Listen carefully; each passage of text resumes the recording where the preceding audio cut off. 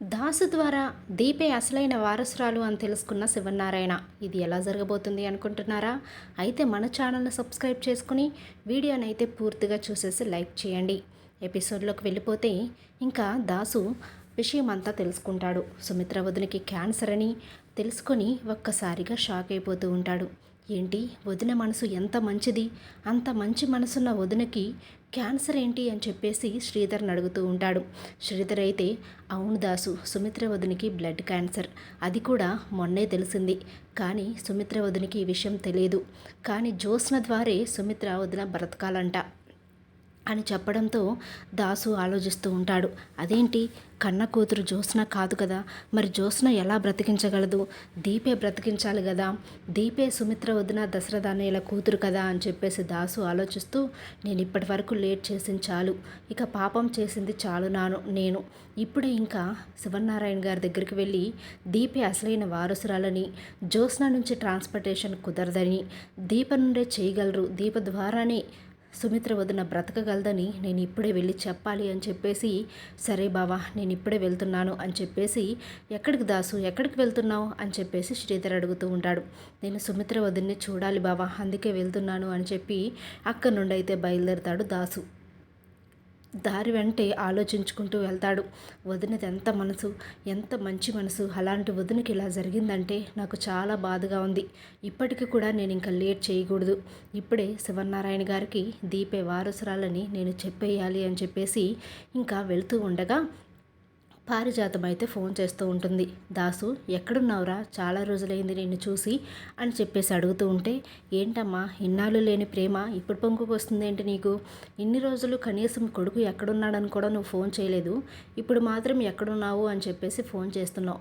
ఏంటమ్మా, ఏం కావాలి నా దగ్గర నుంచి, ఏమైనా అవసరం ఉందా నీకు నీ మనవరాలికి అని చెప్పేసి అడుగుతూ ఉంటాడు దాసు అయితే.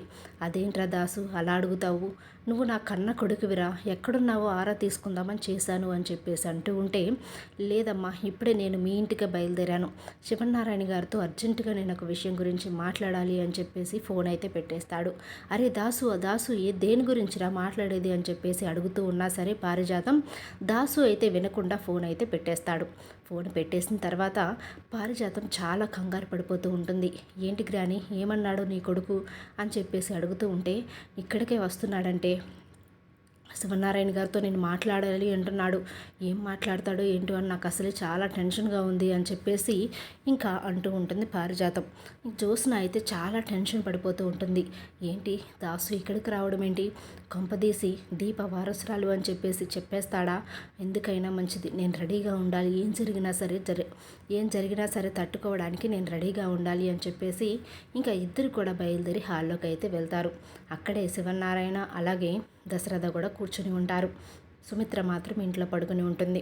దాసు రావడం చూసి శివనారాయణ, రా దాసు, చాలా రోజులకు వచ్చావు, ఎక్కడికి వెళ్ళొచ్చావు, ఈ మధ్య ఊరు వెళ్ళినట్టున్నావు అని చెప్పేసి శివనారాయణ గారు అడిగితే, అవును శివనారాయణ గారు, నేను శివక్షేత్రాలన్నీ కూడా తిరుగుతున్నాను, అందుకే ఇప్పుడు వచ్చాను. వదినికి బాగోలేదని తెలిసింది, వదిన్ని చూడడానికి వచ్చాను, అలాగే మీతో ఒక ముఖ్యమైన విషయం కూడా మాట్లాడాలి అని చెప్పేసి అంటూ ఉంటాడు. ఇంకప్పుడే పక్కకు తీసుకుని వెళ్ళి శివనారాయణని మాట్లాడుతూ ఉంటాడు దాసు. సార్, ఇన్నాళ్ళు ఈ విషయం నన్ను చెప్పనందుకు క్షమించండి, ఇప్పుడు చెప్పాల్సిన అవసరం వచ్చింది కాబట్టి నేను చెప్తున్నాను.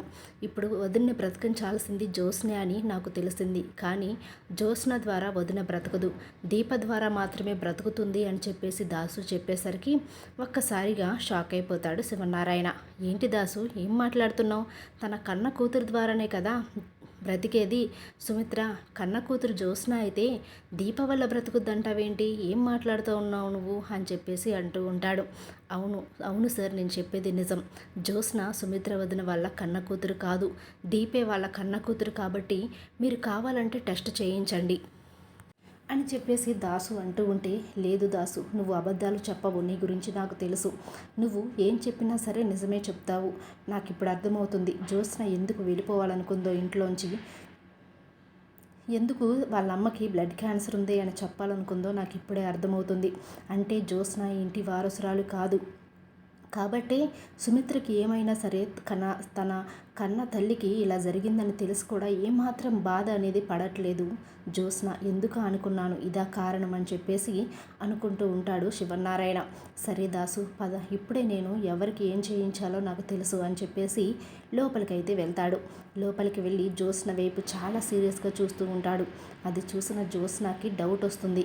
ఏంటి తాత నా వైపు ఒకలాగా చూస్తున్నాడు, కొంపదీసి నిజం చెప్పేశాడా ఏంటి దాసు అని చెప్పేసి అనుకుంటూ ఉంటుంది. అప్పుడే ఇంకా జ్యోత్స్న, రేపే మీ అమ్మకి ఆపరేషన్, నువ్వే ట్రాన్స్ప్లాంటేషన్ నీ ద్వారానే జరగాలి అని చెప్పేసి అసలు జ్యోత్స్న ఏం రియాక్ట్ అవుతుందో అని చెప్పేసి శివనారాయణ అంటూ ఉంటాడు. జ్యోత్స్న ఇంకా ఏం మాట్లాడకుండా సరే తాత అని చెప్పేసి ఏం మాట్లాడాలో తెలియక అక్కడి నుండి అయితే వెళ్ళిపోతుంది. పారిజాతం అయితే చాలా టెన్షన్ పడిపోతూ ఉంటుంది. రేపే ఆపరేషన్ అంటున్నారు. జ్యోత్స్నదేమో మ్యాచ్ అవ్వదు, కన్న కూతురు ఎక్కడుందో తెలియదు. అయ్యో దేవుడా, రేపేం జరగబోతుందో అర్థం కావటం లేదే అని చెప్పేసి ఇంకా పారిజాతం అయితే బాధపడుతూ ఉంటుంది. అప్పుడే ఇంకా దీప అయితే కార్తీక్ వైపు చూస్తూ ఉంటుంది. బావా రేపే ఆపరేషన్ అంట, ఏంటో నాకు అర్థం కావటం లేదు, ఎలా అని చెప్పేసి అంటూ ఉంటే ఇంకా శివనారాయణ దీపను చూసి చాలా జాలి పడుతూ ఉంటాడు. అమ్మ దీప, రేపు ఆపరేషన్కి నువ్వు కూడా రావాలి, నువ్వు ఉంటేనే ఆపరేషన్ జరుగుతుంది అని చెప్పేసి అక్కడ నుండి అయితే వెళ్ళిపోతాడు. ఆ మాట విని కార్తీక్ ఒక్కసారిగా డౌట్ వస్తుంది. ఏంటి నువ్వు ఉంటేనే ఆపరేషన్ జరుగుతుంది అని తాత అంటున్నాడు, కొంపదీసి తాతకు నిజం తెలిసిపోయిందా అని చెప్పేసి ఇంకా కార్తీక్ అయితే దీపతో అంటూ ఉంటాడు. అప్పుడు దీప అయితే ఏమో బావా నాకు కూడా అర్థం కాలేదు, తాతగారు ఈరోజు చాలా కొత్తగా మాట్లాడుతున్నారు అని చెప్పేసి అంటూ ఉంటుంది దీప. ఈ విధంగా శివనారాయణ అయితే దాసు ద్వారా దీపే వారసురాలు అని తెలుసుకొని దీప ద్వారానే ట్రాన్స్పోర్టేషన్ చేయించి సుమిత్రనైతే బ్రతికిస్తాడు. ఇంకా విషయం తెలియాల్సిందల్లా దశరథకే. దశరథకి కూడా తర్వాత శివనారాయణ విషయం చెప్పేసి జ్యోత్స్ననైతే ఇంట్లో నుండి బయటకైతే గెంటేస్తాడు. వీడియో నచ్చినట్లయితే తప్పకుండా లైక్ చేయండి.